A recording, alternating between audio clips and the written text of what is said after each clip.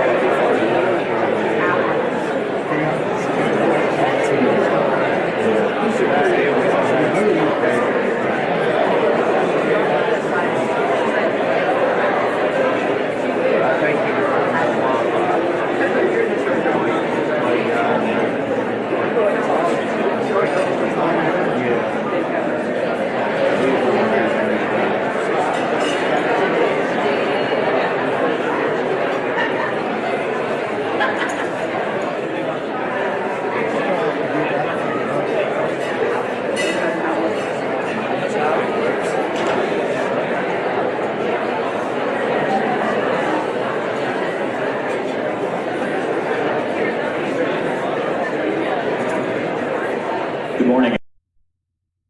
We're going to go ahead and get started. Welcome to your Kingsport Chamber's 10th Annual State of the City Address.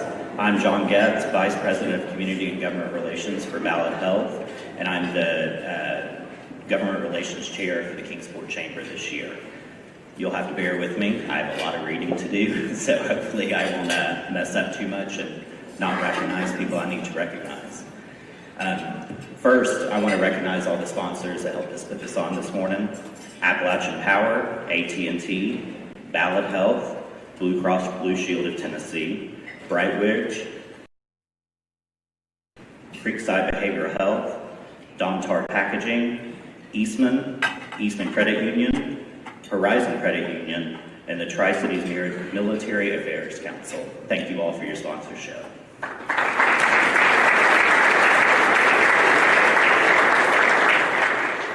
We also want to recognize Ramona Jackson here with you and thank her for all of the support and help in helping us put this on every single year and all the other events that we do.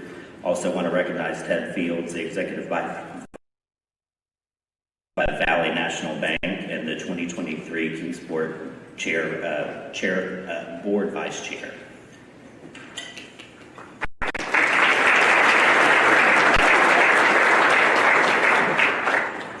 We want to take a moment to recognize the leaders of our city. We'll hear from Scholl and City Manager Chris McCart here shortly. But with us we have Vice Mayor Colette George, Alderman Darrell Duncan, Alderman James Phillips, Alderman Paul Montgomery, and Alderman Alterman this morning. Thank you for being here.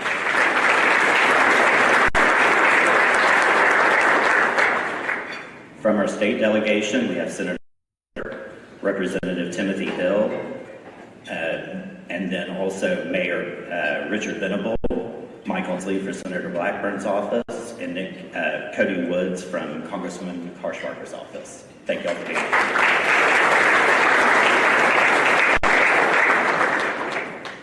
We're fortunate to live and work in a community like Kingsport, a city that works together to make our home a better place. We have so much to be proud of, and to witness each day our community pride and spirit, and to live in a place where we can create many initiatives and often become statewide programs. I know each of you are looking forward to hearing from our leaders this morning, and I'll give you a review of what's gone on this year and what's going to come for the next year. In the program, please welcome the Dobbins Bennett High School Air Force JROTC to do the presentation of the colors. Also welcome Hope Green, a member of the Yale Mayor's Youth Council, to the podium to give the invocation. Following Hope, Angie Marshall from the City of Kingsport to sing the national anthem, followed by the Yale the Pledge of Allegiance.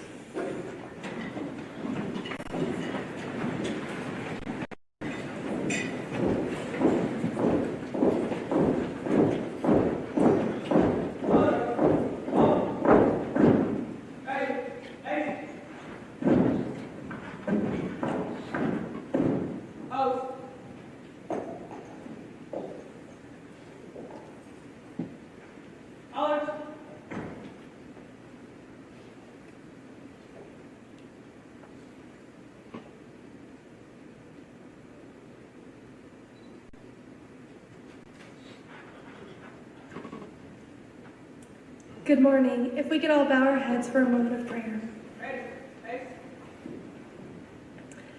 Dear Heavenly Father, thank you for allowing us to all meet in this room today, allowing us to eat breakfast with each other, socialize, and getting to meet and see people that we haven't yet before.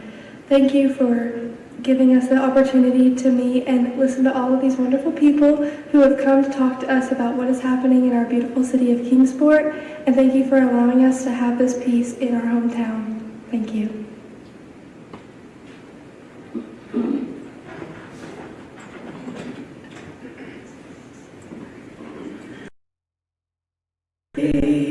Can you see by the dawn's early light what so proudly we hailed at the twilight's last gleaming, whose broad stripes and bright stars through the perilous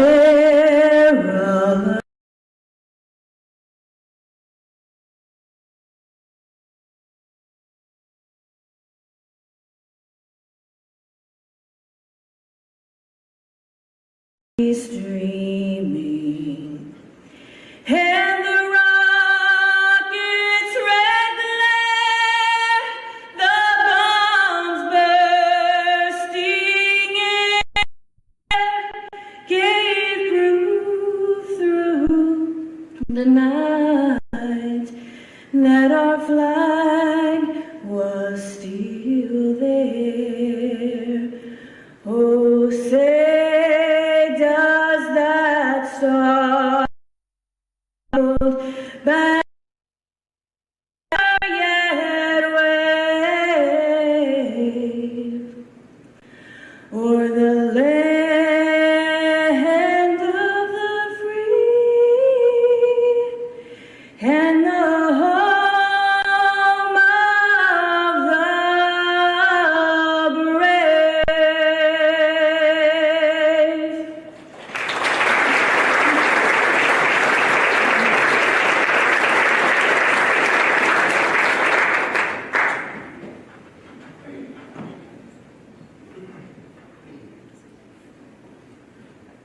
Attention, salute, pledge.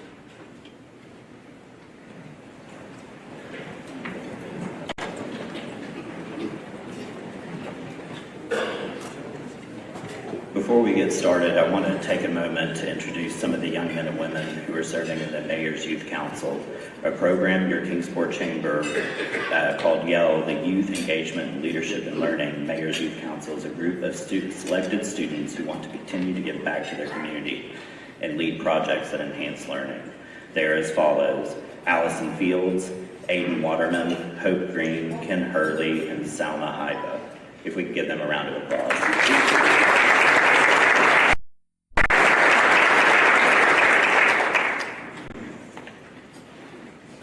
It's my privilege to introduce Mayor Pat Shull.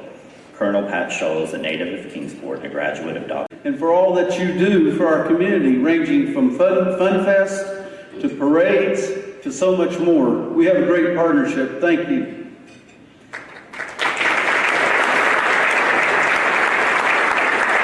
Speaking of Chris McCart, we have a very close working relationship. You might even say it's a kind of a power sharing arrangement. He has the power, and I've been trying to get him to share it. He's probably worried about what I'm going to say next. Okay, down to business. In summary, the state of the city is excellent. First, Chris leads an outstanding management team, proactive, intelligent, and citizen-friendly. The city workforce is highly trained and positively motivated. One of the city's greatest strengths is outstanding financial management, evidenced by numerous awards over several years. Although we recently incurred $63 million in the bonded indebtedness, the infrastructure projects associated with this funding are absolutely critical to the city, and the total amount of debt is well under state and self-imposed limits. The BMA remains committed to maintaining world-class infrastructure, be it a comprehensive paving plan, operating superb water and wastewater systems, or preserving our buildings, parks, and other facilities. Both the BMA and the city manager place high priority on pursuing economic development opportunities and facilitating construction in our city. Again, Chris will provide much more detail. I'll just say that Kingsport continues to be an attractive place for new citizens as well as prospective and existing businesses, and several new homes are on the horizon. I greatly appreciate the efforts of KEDB, Networks, the Regional Hub, First Tennessee Development District, Sullivan County, and other partners in this arena. But please note, I remain a believer in working cooperatively on a regional basis. We're definitely stronger together. And by the way, probably the greatest project that's occurred in the last 4 years is our upcoming dental clinic leading to a dental college, and Chris will introduce our guests here in a few moments. While there are no perfect people, no community is without concerns. 2 data points in particular trouble me. A low labor participation rate below both national and state averages, and the school chronic truancy rate. We can, and I expect that we will, do better in both these areas. We continue to have low unemployment, and many unfilled job openings. We also have a great school system, and they work diligently on truancy. Our school system is not responsible for creating this issue. It's a community concern. Further, I believe the homeless situation, while improving, is mainly due to drug abuse. The city works closely with several local agencies in combating this problem and has been a full participant in the Northeast Tennessee Regional Recovery Center. And like the rest of our nation, the city has experienced an inflationary economy, a problem created by bad decisions well above the municipal level. Kingsport is primarily a conservative community that upholds traditional American values. Fortunately, we have avoided much of the social and cultural turmoil that has affected parts of our nation. Thus, the Kingsport spirit is alive and well. It is reflected not in innovation displayed daily in our dynamic manufacturing sector. Further, we have an outstanding nonprofit sector, including charities, civic clubs, cultural organizations, and over 250 churches whose congregations love the Lord, their neighbors, and their hometown. This community is simply, be it our ballet, our symphony, Bays Mountain Park, Allendale, or the great work done by United Way and its participating organizations. There are numerous volunteers throughout Kingsport making good things happen, and I appreciate all that they do. And speaking of great civic clubs, a shout out to the Wednesday Rotary Club celebrating their 100th anniversary on November 5th. And the Kiwanis Club of Kingsport hits the century mark early next year. Somewhere up above, I believe that J. Fred Johnson, John B. Dennis, James Dobbins, Frank Brogdon, Big John Dudney, and all the other past pillars of our community are looking down on us and saying, "You're on the right track, keep it up." I close by saying the people of Kingsport have the right to expect that their city government is consistently doing the right things for the right reasons. I can assure you that we are and will continue to do so. Next, you'll see a short video followed by, please welcome our city manager.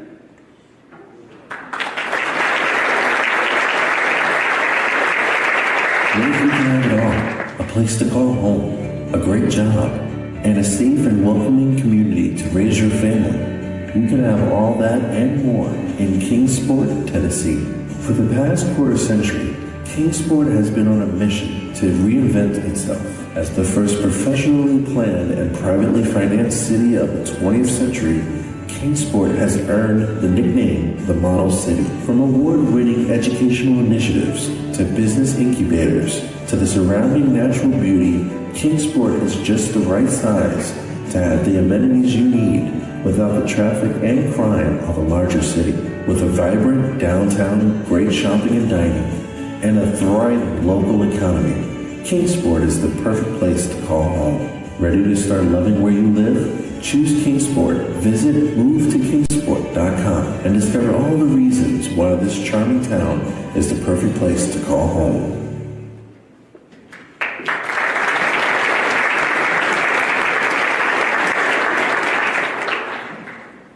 Well, good morning.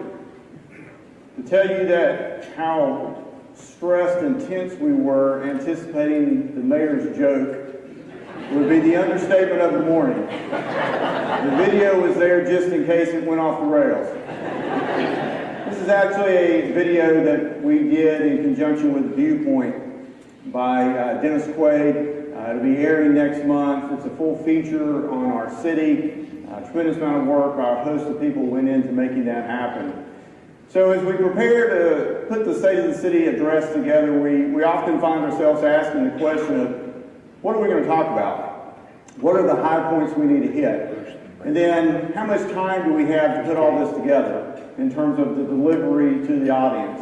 And the realization is, and when you've had a year like Kingsport has had, you recognize the fact that you've got a lot to talk about in a short time to do so. So we'll hit a lot of the high points today. There's a document in front of you. I hope you take an opportunity to flip through that. We'll talk a little bit about some public capital projects we have going on. Talk some about projects that we are involved in or that are happening within our city. We'll focus a little bit on our financials. We'll talk for a minute about our proud moments, so you'll forgive me as I brag on the outstanding city staff we have. And then we'll wrap that up with kind of looking endeavors that we are working on that you'll begin to see happen. For the last several years, I've stood up here on Main Street. And I know many of y'all have looked at me and asked, that's great, is it ever going to happen? And it is. It's finally under construction. This decade-long vision, really probably multiple decades, has finally come to be. This is an amazing project that is going in and completely rebuilding that street, addressing utility issues, coming back and overlaying a streetscape over that will give Main Street the dressing that it finally deserves and be a great entrance into our downtown. In addition to that, we are working finally on the pedestrian bridge. We are in the permitting phase for that. That will then move into the design phase and then follow that by construction. We're very fortunate that in both of these projects, the overwhelming majority of funds necessary to make them happen is coming from state and local dollars. While they are very expensive, probably collectively over $25 million, they are much needed improvements to our city. When we talk about the excitement of the past year, and you talk about the excitement we're experiencing right now in Kingsport, you have to talk about Bays Mountain.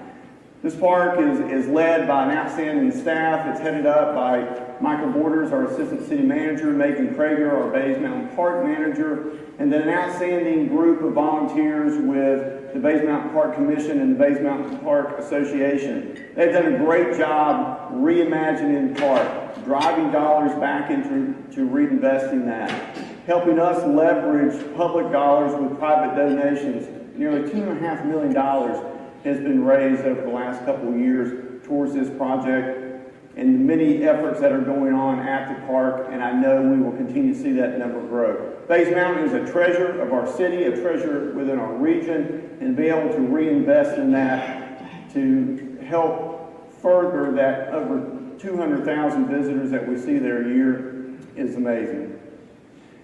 We continue to add to Brickyard Park. We've talked a lot about Brickyard Park here over the last couple of weeks. We continue to make investments there. This is a $1.3 million pump track that is going in adjacent to the Scott Adams Skate Park. Years ago, we had this vision of downtown having a playground, and Brickyard Park would be that playground. So when you look at the baseball fields, the Miracle Field, the playground, Scott Adams Skate Park, and now adding this amenity to it, we're beginning to see that vision come to reality. This was actually came out of a community impact project done by the Leadership Kingsport class about a decade ago. And I've had an opportunity to reach out to many of those team members and make them aware of this. And it's always exciting when you take something from a concept all the way to construction. The Justice Center. So just as we are making a lot of investments into our infrastructure, we're also focusing on our facilities.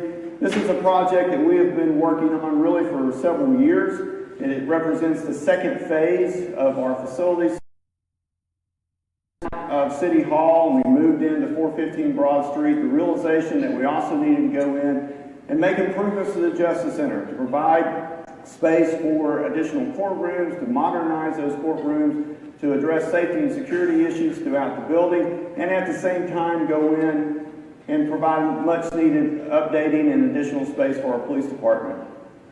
This is a project that has also seen the battle of inflation as we have worked through it over the last year. If you're in construction, you're realizing that, well, so are we. This is now about a total project cost of $19 million. It's a 70-30 split between the city and the county.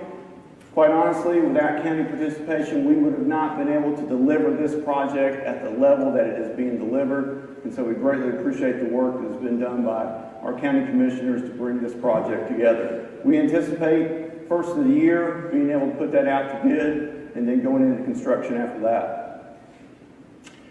J. Fred Johnson Library, a building that was initially designed to be a post office, has now become a library. And we're in the process of looking at about a $6 million renovation for that facility. This is a project that has also been in those planning stages for a long time. We've looked at a lot of different models. We've looked at a lot of different renderings of expanding to simply just reinvesting in what we have. We're actually taking a portion of our American Rescue Plan money, coupling that with some bond money, and being able to move this forward. The great thing about this is really twofold. One, it brings the library up on the par with where we find the rest of the region at, which is important for us to be in that conversation. It also serves as a magnet for our downtown. It will draw people in through the programming, which is outstanding now, but with a renovation. And that will lead to feet on the street, which is something when you talk about downtown redevelopment, which is a constant conversation, this is something that we're able to bring. One of the things that Moody's and S&P has told us each and every year that we've gone out for a bond rating is that the city has good budget flexibility. Anything that you do, whether it's public or private, but especially on the public side, because oftentimes you are hit with things that you didn't anticipate. It goes without saying that a little over a year ago, renovations to Buck Van Huss Dome, it was not on our radar. This is not something that we were looking at. We were able, though, to pivot within our capital budget. We made some critical adjustments to be able to make this work. Not only are we now in the process of being able to deliver this facility back to the public, which is an iconic part of who we are as a city, but during this process, it also opened up our eyes to what we have available to us at the former Sullivan North, which we now refer to as the Tribe Athletic Complex, and the opportunities that exist there, which will benefit us long after this dome is open. This is a little over $23 million project. We anticipate being complete sometime in the spring of 25. In the meantime, we'll continue to have many of the Tribe Athletic Complex. Just as we are investing in parks and facilities, to focus on the fundamental things that we have to do as a city, the basic expectations that we have from our citizens and businesses. One of those areas is in our sustainable paving plan. Several years ago, if somebody would have walked into City Hall on my road, I would not have been able to tell them. Now, through a data-driven approach, we're able to focus in on areas that need to be paved now. We're also able to systematically go in order of need on those roads throughout the entire city. We're beginning to invest in pavement restoration and preservation of those roads. So as we invest a lot of money into these assets, certain areas are allowing us to come back and do pavement preservation, and that is extending the life of that investment. We're also trying to, which we've been successful in doing, and our hope is this spring, $2.5 million will be plugged in to our paving budget to address the major arteries throughout our city. More information can be found on pavekingsport.com. I strongly encourage you to check this out. You can find that, find information about where we're at. You can understand our pavement index. You can understand kind of the timeline on certain investments and also where some of those major arteries will be paved later this year. Public utilities. They've been in the news a lot. You see that throughout the Southeast and quite honestly across the country. Rest assured, in the city of Kingsport, we have an outstanding city staff that does a great job of overseeing our utilities. It's headed up by our Deputy City Manager, Ryan McReynolds, and then also by Nikki Enzer, our Utility Director. They spend a lot of time focusing on the they have to do each and every day to secure those utilities and make sure that they are functioning at a very high level. But they also look into the future through master plans to help get a better understanding of where critical investments need to be as we move forward. Recently, just as we were able to bring American Rescue Plan dollars into our general fund, through Sullivan County, Washington County, and City of Kingsport, areas where we provide utilities, our staff was able to leverage nearly $16.5 million to go towards this effort. Help us as we deal with replacing some very capital-intensive components of our utility system, and not only within water, but storm and wastewater as well. So we'll talk about some private sector investments now. Over the last several years, we have focused a lot on economic development. There's a reason for that. Economic development in any city is critical for your long-term success. It is one of the many fuels that get us into the boiler, if you will, that helps run our city each and every day. Over the last several years, we've put a tremendous amount of focus on residential development. We recognize that that is critical as we manage growth, but it's also critical in order to provide a tremendous amount of diversity in our housing. One of the initiatives that I had 4 years ago was that we would really double down on these efforts and we would look for ways to improve what we are doing in terms of housing offering within the city. We've done an outstanding job within that. We talk often about the 2,100 homes that are in some phase of development. Each and every year we see permits pulled to take those from concept to reality. When we look at the 2100, we're also looking beyond that with the realization that we have probably somewhere in the neighborhood of 12 to 1,400 new homes that will add on to that 2,100 that are being considered within our city, and they wide range. Everything from multifamily to single family and various different price points. I cannot tell you how critical that is. I cannot tell you how many cities that, because they realize how critical that is to the long-term success of their city. In addition to that, we are engaging the development community. We are having conversations on a daily basis with individuals who are interested in doing business in our city. We're sitting down with developers, we're sitting down with property owners, we're providing them with, and more importantly, we are taking the opportunity to tell our story. I cannot stress to you how important that is. We cannot let others tell people about Kingsport. We need to be the ones who tell them, and each and every one of us in this room has a responsibility to do so. It is very critical. Success in landing any kind of development is greatly improved when we're at the table having that conversation. We've been afforded that opportunity, and it's been outstanding. Those conversations have led to, quite honestly, a renaissance in retail development, and that's not something that a lot of cities are able to say as well. Retail development, commercial development in general is facing a lot of challenges, but thankfully we've seen that. Over 100,000 square foot of space throughout our city is under LOI. Those LOIs are slowly being converted into leases. Those leases are creating jobs, and they're creating revenue that is being pumped into this city. We're very excited about where we are at. We realize that we have to keep our foot on the gas pedal to continue being successful. So last week was pretty spectacular. I don't know that we're going to have a whole lot of weeks like that as we wrap up the year, but it was a great year. It was a great week. One of the things that has been asked many, many times is kind of the why question. You know, how did you do that? What was involved and why did you do that? A couple of years ago, we did a citizen survey. One of the things that came back from that survey was the reality from our citizens telling us that you've got to invest more in economic development. You've got to invest more in entertainment. So we stepped back and we started looking at what were our options. How do we make this happen? One of the things that we were also looking at is, what do we do with Fort Henry Mall? Now, you've heard me say this before, and if you're at the announcement last week, you heard me say it. We've been very blessed by Hull Properties that they've been able to preserve the integrity of that mall. It could have gone a lot of different directions on that, and it chose not to.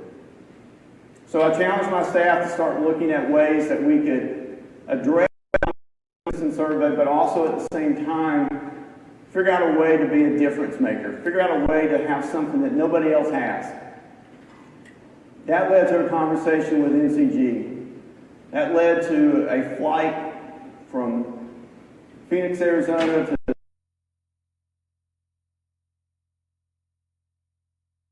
talk to us about what this project could be. When they left Kingsport, because we had a chance to tell our story, within about 48 hours of that conversation, they had an agreement signed and they were moving forward.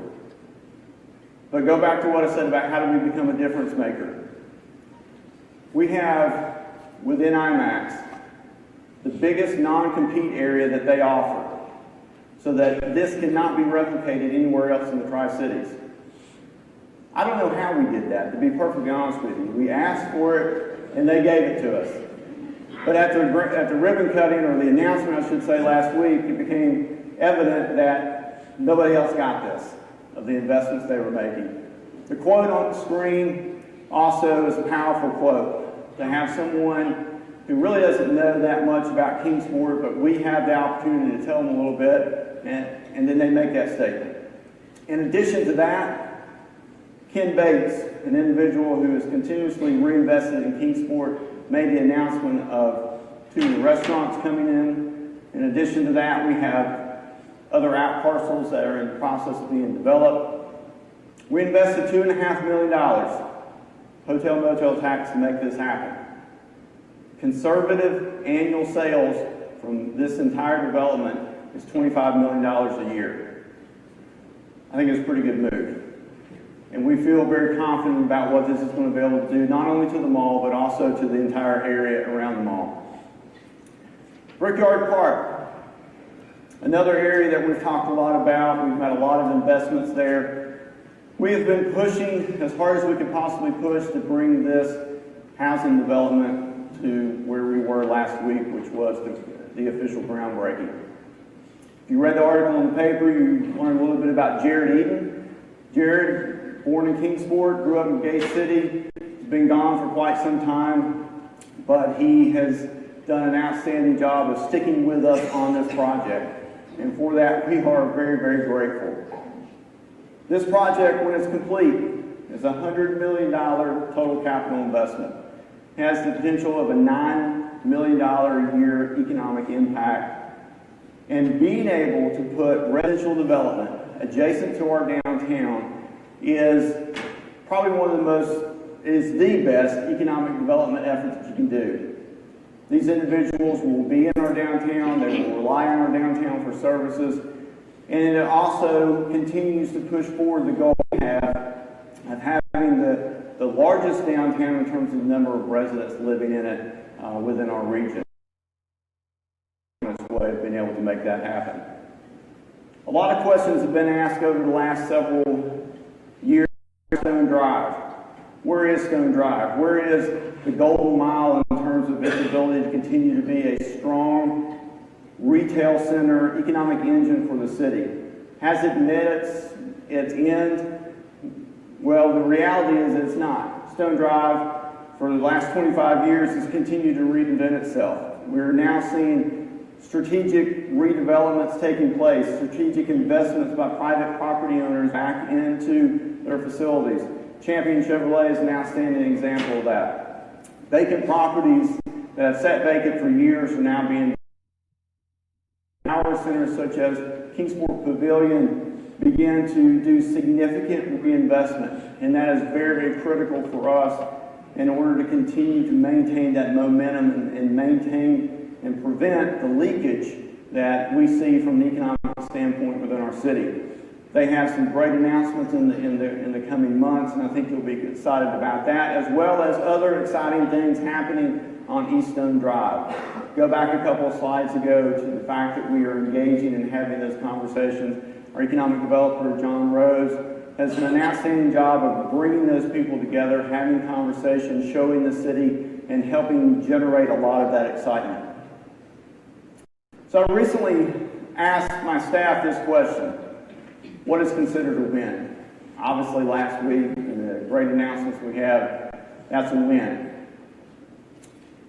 No doubt when you look at the capital investments that we're making throughout the built environment of the city of Kingsport, that is a win. Well, to really be able to answer this question, you've got to realize that the answer is ever evolving.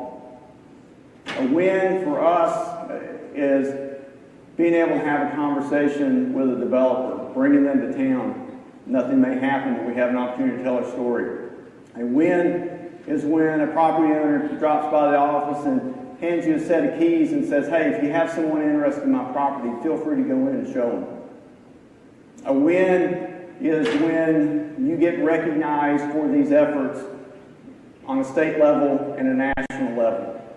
A win is when your staff embraces the vision that you have and they go after it 7 days a week, whatever hours are necessary to make it a success. And for that, we're very thankful. And this is something that we continue to focus a lot on, is what is considered a win. You all being here today is a win. Your involvement in our city is a win, and we appreciate that. So let's talk about how all this works.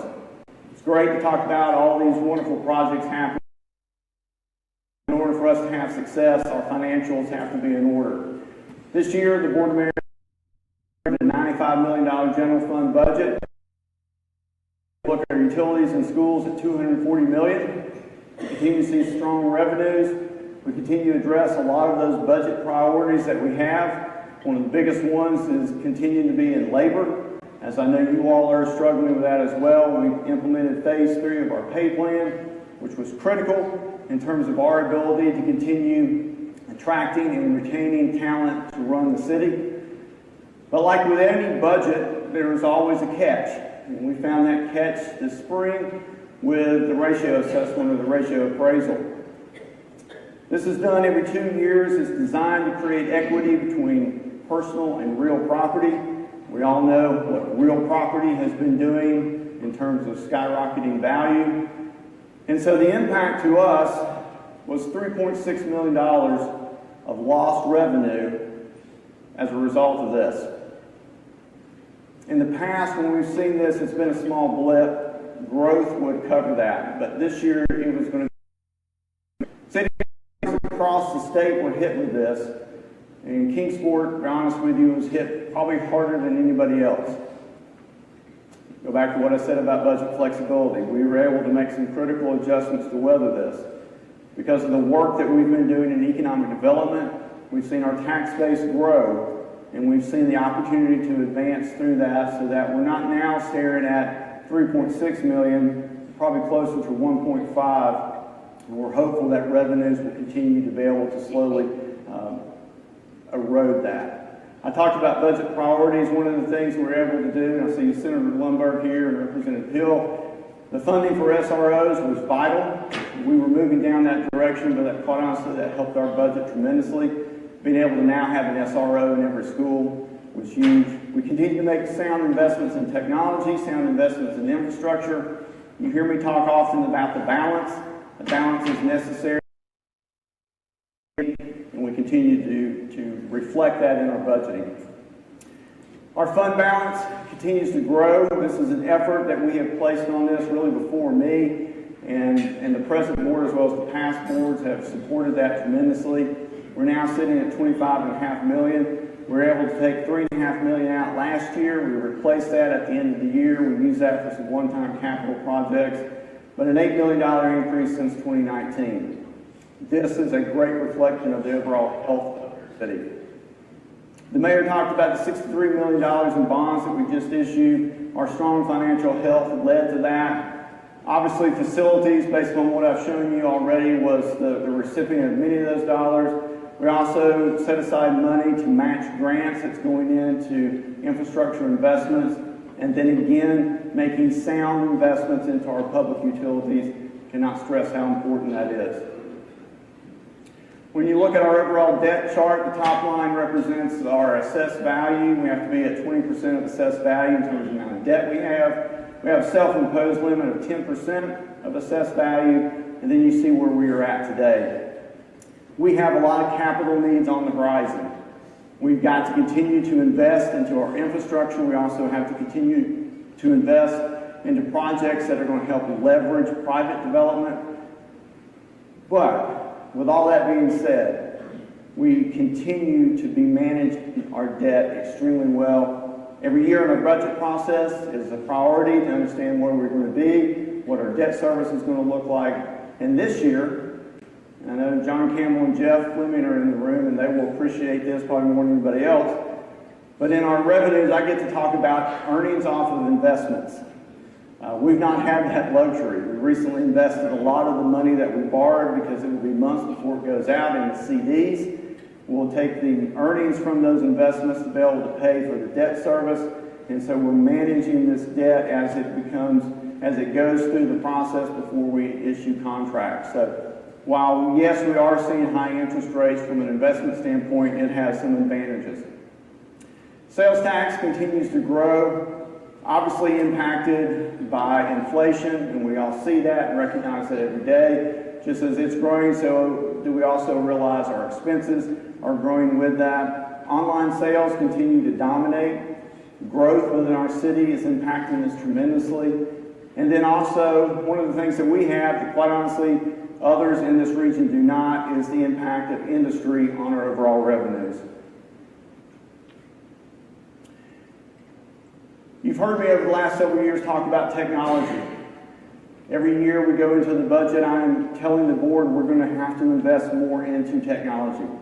This is something that we recognize that we have to do in multiple areas of our overall business.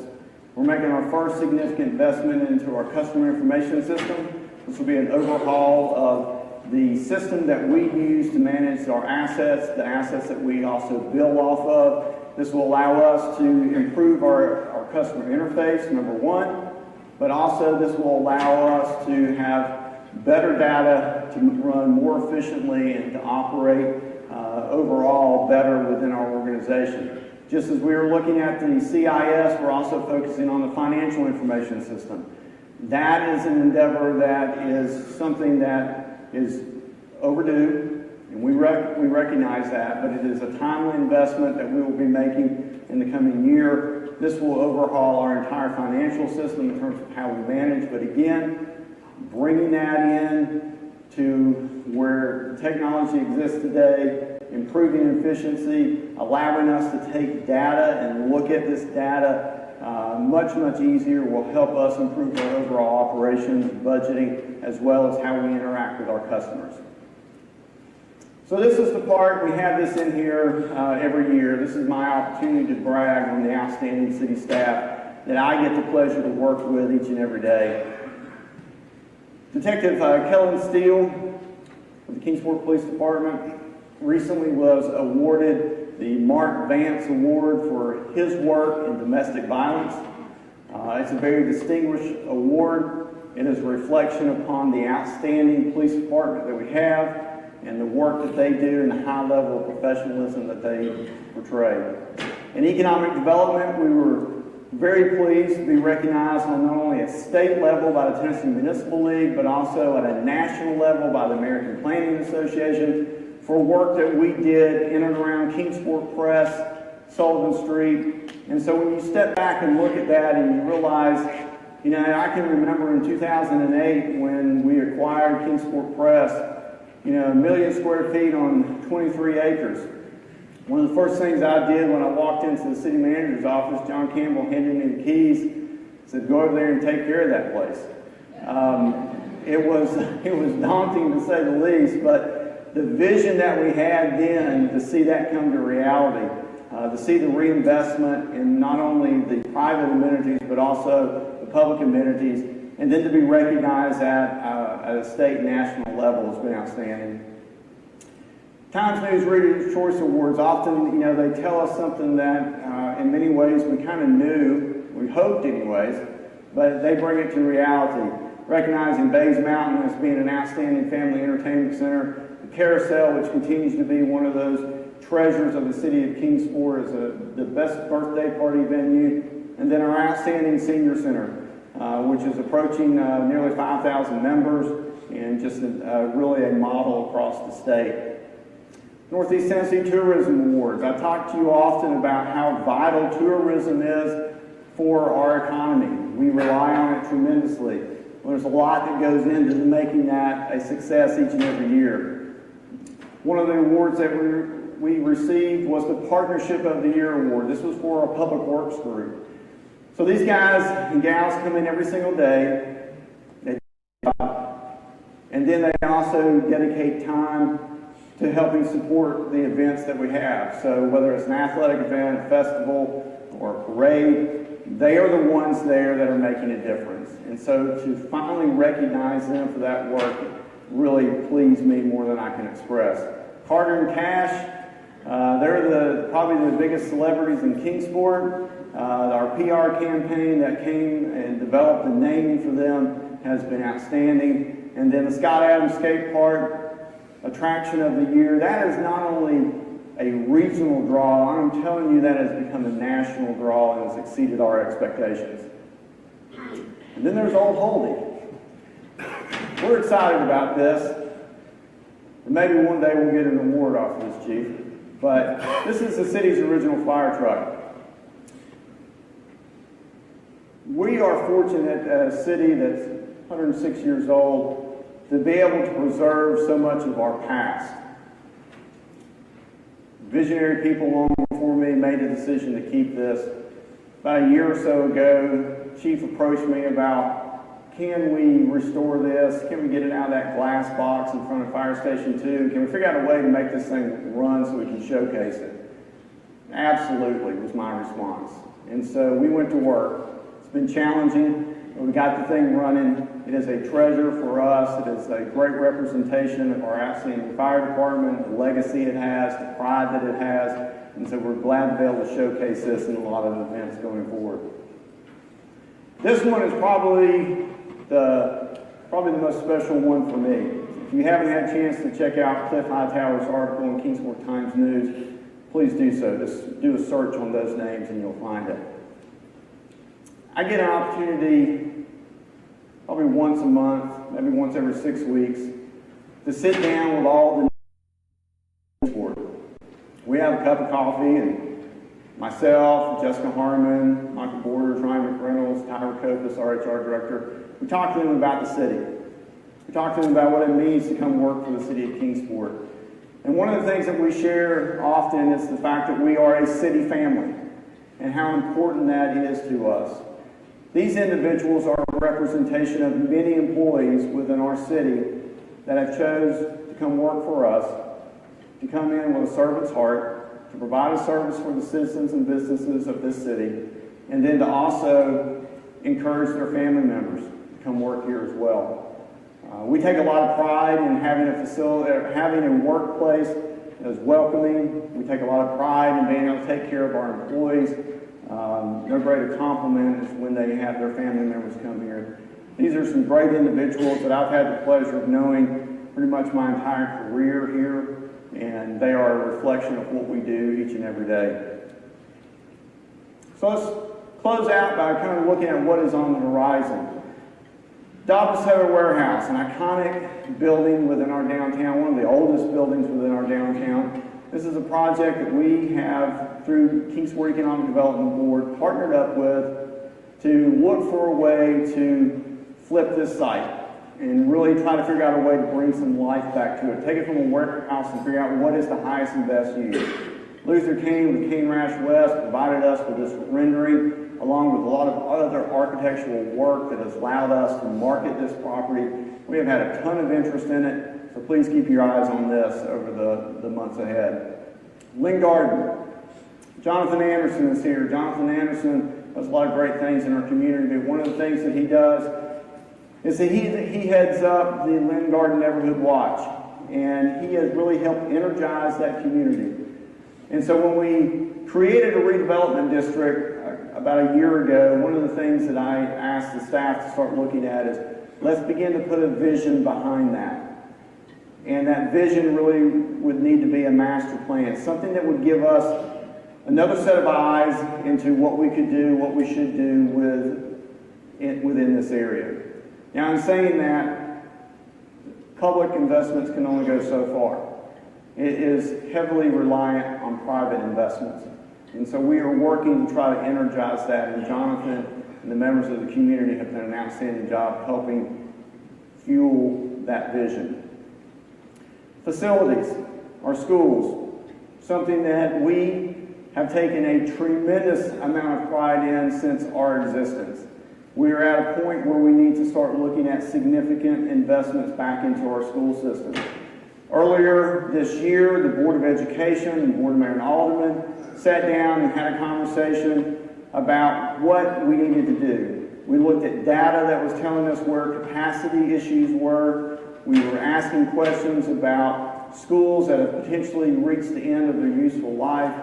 What would those investments look like, and how would we do that? From there, we collectively worked together to be able to put together a plan that in fiscal 26 will look at a renovation of the North Campus into a new elementary school, and then following that, an investment into the Lynn Garden area with a new elementary school.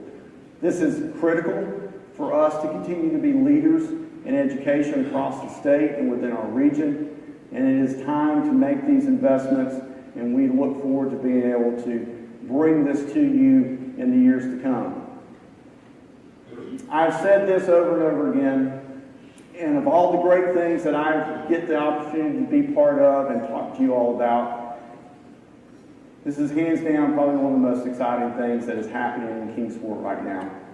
I'd like to take just a second and recognize some of the key players that have made that happen that have joined us here today. Dr. Phil Wink is with Delta Dental.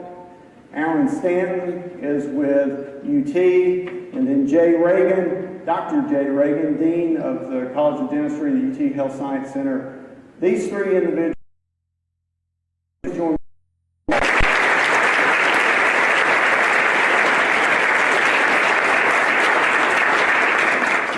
This is a historic partnership. This group of individuals that you see here, this doesn't happen. State College, UT System College, working with our local hospital, and municipality coming to the table to bring this vision to life, this just doesn't happen. Last night we had an opportunity to have dinner with a lot of the key players that have been behind the dental school project. We sat in here and we talked about our project and we heard about other projects across the state.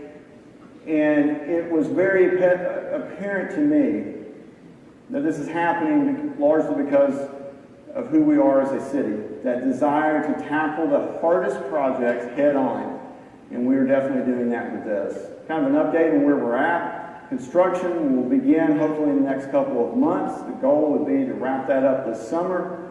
We'll start seeing students come in for the clinic work beginning in the fall. We are actively planning for phase 2, working closely on that, as well as we continue to work closely in moving forward with the third phase, which is our third goal of being a dental college and being the hub for that in all of East Tennessee. Just as we are seeing investments into the dental school, we're also continuing to work very, very closely within the academic village. East Tennessee State University is making significant investments into the Allendale campus, and we're glad to see that because it involves nursing, and that is something that we know is needed throughout our region. Later this month, Dr. Hampton and myself, as well as Dr. Hicks with TCAT, will go to Wisconsin to look at how CTE is being placed into K-8 and how can that potentially work within our city. And we continue to see success with TCAT here in Kingsport. Northeast State recently partnered with the Economic Development Board to purchase another piece of property that we've long looked at on Main Street adjacent to RCAM and allow for expansion of RCAM as well as introduce new programs. It's great to see continued excitement and investment within the academic village. All of this is extremely critical for our continued success as a city. Fire Station 2 honestly was one that we kind of envisioned being able to do this year. But this is a complete new construction of Fire Station 2. It'll replace the oldest fire station that we have in operation within the city of Kingsport. And so another project that's on the horizon, and be looking out for that. I've talked a lot about Brickyard. I've talked a lot about how it's kind of the playground of our downtown, the investments that are there. One of the last private or public investments that we see making there is within Cement Hill. I'm excited about this project because much like all of Brickyard, being able to open up Cement Hill back to the citizens of Kingsport has been a goal of the city for a long time. While I greatly appreciate all the ideas that have been sent to me about we could put a hotel up there, we could have all kinds of other amenities. This will be a passive park, really focusing on hiking and biking trails, observation points. And so we are in the design phase for this. We'll be talking more about this as we move through the next year. So in closing, I want to again echo what John said at the beginning and thank the Chamber, the sponsors, thank my staff for the work that they do to bring this event together. I want to thank the Board of Mayor and Aldermen who provides us with so much support.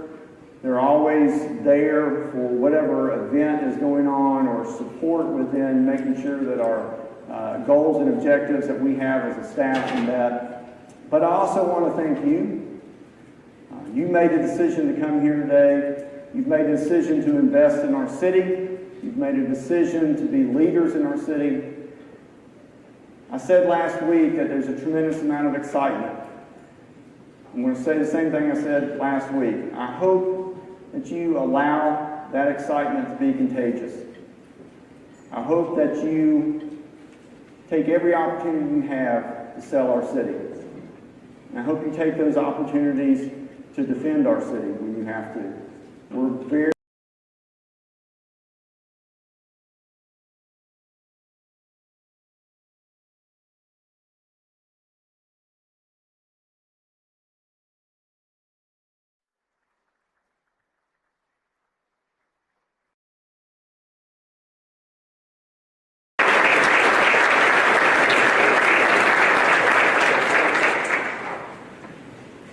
Thank you, Chris.